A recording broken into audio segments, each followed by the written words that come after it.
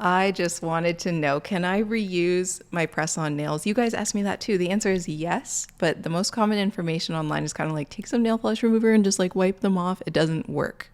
Press-on nails are by far the most cost-effective, most attractive, in my opinion, style of nail or manicure that you can get, and they are time efficient, like really time efficient, and they come off easily. I'm totally in love, and if you can reuse them, I mean, that's even better.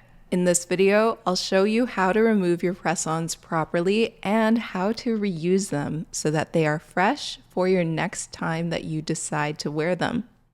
This is how you can reuse press-on nails.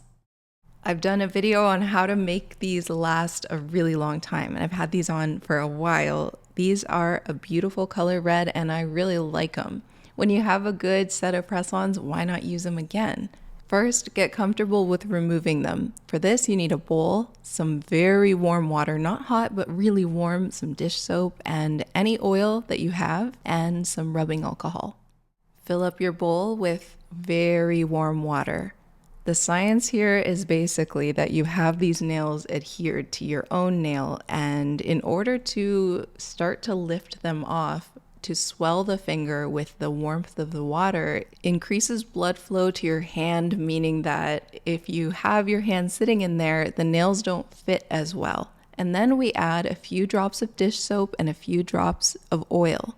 Due to the increased blood flow, the nail doesn't fit as well, and then that dish soap and oil gets up under the nail, making it really easy to pop off. But you do need to soak your hands for about 8, 9, 10 minutes in order for this to work.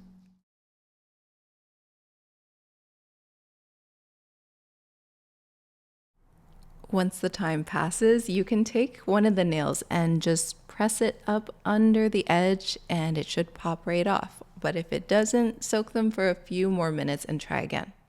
Now, of course, this is the key. So you know how to remove them, but when it comes to reusing them, they are not perfect and ready to use as is. You want to collect all of the nails, collect them onto the side and put them to the side so that you can clean them off and make them prepared for your next wear. If you're enjoying the video, please give it a thumbs up. Now pat them dry and let's begin to process each one so that they're ready to reuse. To remove the glue off of your own nail, you just take a buffing block and buff it off. But you will notice that the press-on nails are going to look one of two ways. When you're renewing them, some of them are going to be easier to make clean, and then others are going to be more intense and they'll need a little more care. They're either bare like this and the glue is on your nail, or the glue is on the press-on and you'll have to remove it. No matter how many times I tried, because I saw it all over the internet where it was just like, just take some nail polish remover or rubbing alcohol and dissolve the glue. I tried it, and the only ones where I would do that is the nails that are bare already and just didn't have any glue on them. But for most of the time and most of the nails, there's a ton of glue underneath and we have to remove it properly. To do this, you need to have an e-file. I'm going to link one below that's beginner friendly. I recommend holding the nail by the tip and hold it really firm while you begin to buff off the glue. One beginner tip when using an e-file is that whether you're doing this on natural nails or you're using this for a nail enhancement or removing press-on nail glue, whatever you're doing with an e-file, it should always be turned up enough that you don't need to press the file in. It should be doing all the work for you so that you don't have to press it in. So if it doesn't come up easily, then turn up your e-file. Once you're done with your first nail, just wipe it off with some rubbing alcohol. It's gonna look really white until you take some rubbing alcohol and wipe it off, and then you'll see how clean you've got the nail. Wipe off the top. You want to make sure that you're removing the oils as well at this stage so that it will really adhere the next time you go to use it.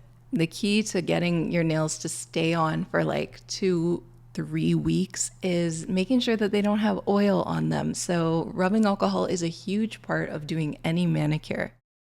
If you use press-on nails often, I highly recommend getting a little container for them, and you can put one set in each, or you can just combine all of your sets into a little container like this, because it's a lifestyle, and the easier that you make the system to reuse them, the more you're going to find it enjoyable to do so.